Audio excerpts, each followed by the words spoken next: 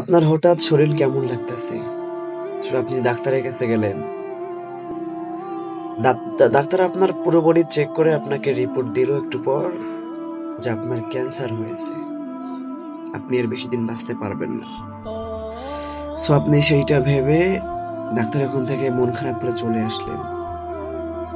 ঠিক আগের মতো যেমন বাবা আপনাকে বকাধকা শুরু করছে, তুই কাজ করিস না, এটা করিস না, শুধু বসে বসে খাস। সো আপনি কি বাবাকে বকাটা ফিরিয়ে দিবেন?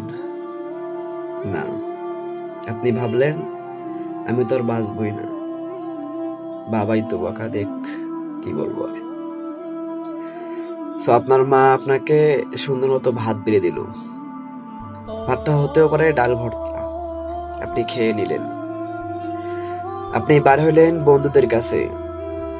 ঠিক যেমন বন্ধুরা, কিছু কিছু বন্ধু আপনাকে অনেক বকাঝকা করে, প্রত্যেকদিন সম্মানহানি করে, ঠিক ওই দিনের মতো আজকেও আপনাকে আপনার বন্ধুরা সম্মানহানি করলো, অনেক কথা শোনালো।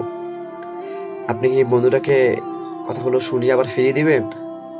না, এটা করবেন না। তারপর আপনি বকা শুনে আপনি ধৈর্য ধরলেন, ভাবলেন আমি তো আর বাঁচবই না, কে আমাদেরকে বকা ফিরিয়ে দেই। ঠিক আপনি চিন্তা করতে করতে আপনি অনেকটাই হয়ে গেলেন। ভাবলেন আমি তো আর বাঁচবই না, এসব অপকর্ম করে কি লাভ হবে আমার, আমি মরে যাই, মরে গেলে তো বিচার হবেই আমার।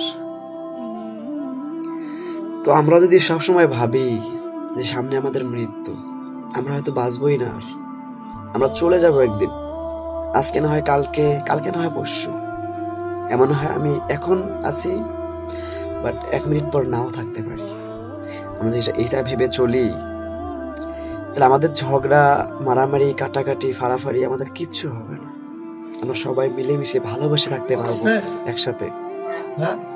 সবাইকে আল্লাহ পাক ভালো বোঝার তৌফিক দেখ।